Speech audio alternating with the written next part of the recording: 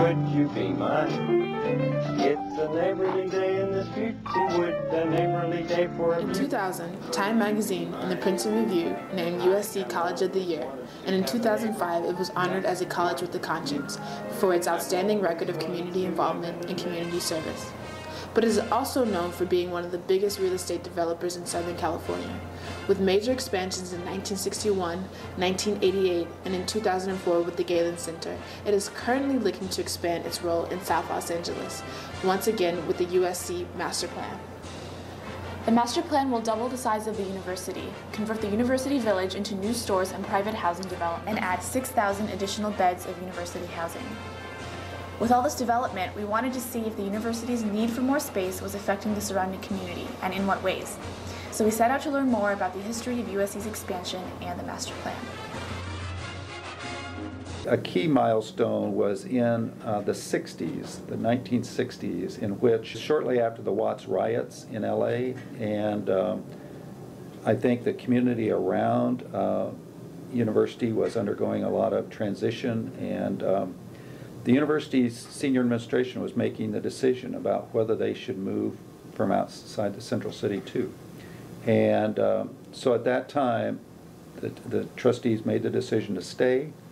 The city worked with them to help acquire more land around the campus. Much of it was acquired through eminent domain, which has left some scars in the community. Vermont was definitely the DMZ. No students came across on this side of the street. They were afraid. This community, on the other hand, was a very stable, primarily middle-class, blue-collar black community that was just a great place with great families and lots of family activities, churches, just a fine place. But there was this real divide between the university and the community. Then in 1984, by 77 when I came back, I should say, things had changed because by then the urban redevelopment had happened. USC moved to Vermont. And even though they pledged never to come to this side, never to go west of Vermont in terms of their building, we started to see much more relationship then of students coming into the neighborhood. I would say I think, you know, there's been a lot of growth and expansion over a period of time, but I think things have taken a qualitative shift.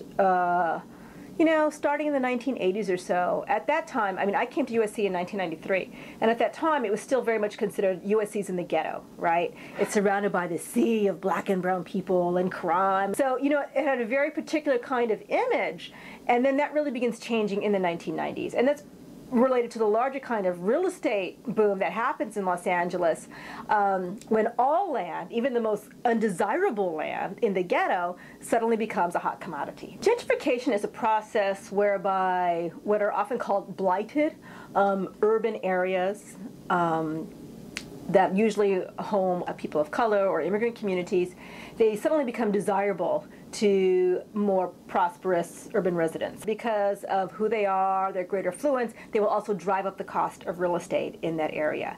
So a gentrifying neighborhood is a neighborhood that's in transition, going from a more low income to a more expensive kind of area. And it has very serious implications for the initial residents of that community, because typically once an area is gentrified, they cannot afford to live there anymore. And they will have to go elsewhere. They'll become homeless, or who knows. There's a fear that we will gentrify the community around the campus.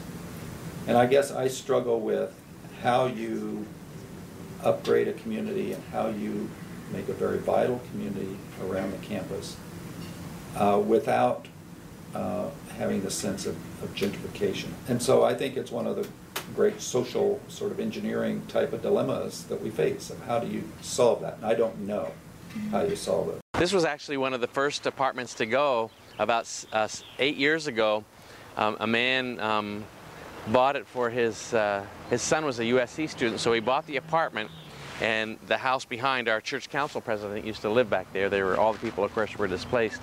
And then this became student housing that he rented out to other students, and he actually made money during the 4 years that his son was here at USC. But this is it. I mean, look, every single one. There's nothing left. No hay nada. Walking through the neighborhood with Pastor Brian.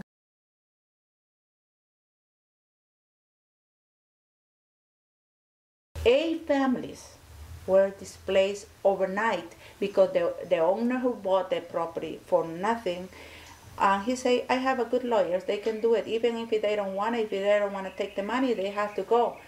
If they don't want to take the money, it's their loss, a 30 days notice, and they got to go.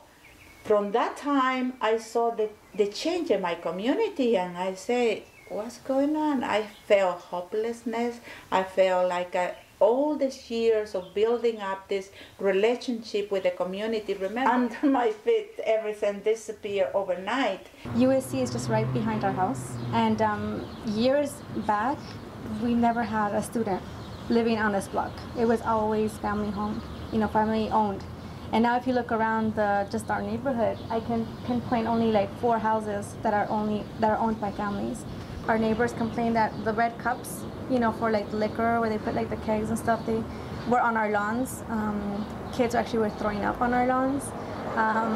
And so in one situation where there was kids right next to a window, they were hearing I couldn't say students, but I'm just saying that whoever they were invited were having sex on their car. Those are things that happen, and we said we couldn't handle that anymore. After hearing Lupe's experience with students residing on her street, we wanted to get a student's perspective on the off-campus housing situation. Squash up there. It's not that expensive compared to some other places, but I'd rather actually pay more than have to deal with these conditions, because the landlord and manager aren't very cooperative and just a rundown place. I chose Cal Student Housing because I couldn't get back into USC housing. I moved out after freshman year because my friends and I didn't really get the places we wanted, and so we would have had to split up. So we moved out, chose a different apartment, and then to get back. Fierce competition for housing has displaced many community residents, but we found that students weren't in such a great position either, with landlords exploiting both students and community members alike. So we decided to look into the university's proposed solution. This brings us to the master plan, which seeks to address this problem. The master plan attempts to provide a framework for the kind of development that the university is going to undertake.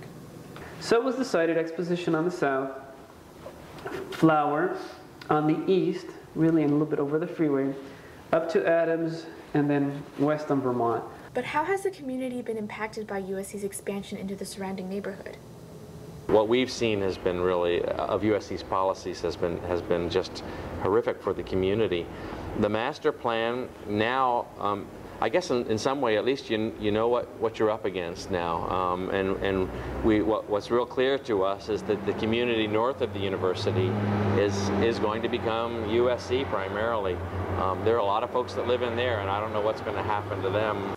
I imagine for someone who is not related to this, it will be almost impossible to understand completely how much it's going to affect it. I think that would be really good if USC expanded and made more housing. Hopefully it's just a better area. There's better like shops and food kind of places, and less like what it is now, where there's a bunch of local people and homeless and just kind of trashy. You want to be a good neighbor, and you want to take care of those in your surrounding community. And that comes from the top, and I applaud President Sample for making that a priority, and to this day continues to make it a priority. We are, and President Sample makes the point, the largest private employer in the city of LA, and we are a huge economic engine for this part of the city. We met with Steve Sample when he first came, a group of us from the community, and he made it very clear to us in that initial meeting. He said, we're going to be very happy to work with the community and to do things for and with the community when it suits our interests. And we didn't really know how prophetic that would be, and we didn't realize how much we would be victims of USC's interests. I think in order to be a good neighbor, you have to think about, A, who are your neighbors?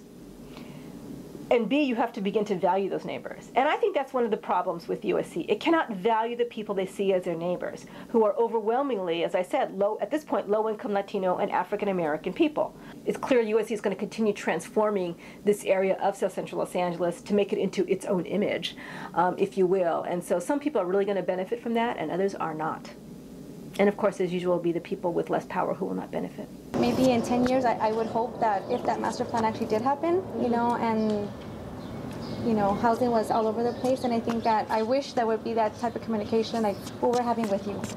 So I think that there is a way, maybe there's a beginning of something where the relationship can actually grow bigger, and then not as bad as like USC taking over. That wouldn't be the case.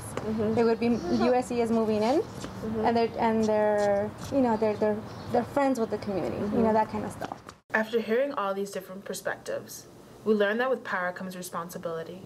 USC has had a rocky relationship with the community, and we can only hope that the master plan will evolve into equal distribution of power. Can USC defend its title as a college with a conscience? Or is this master plan just a Trojan horse concealing the university's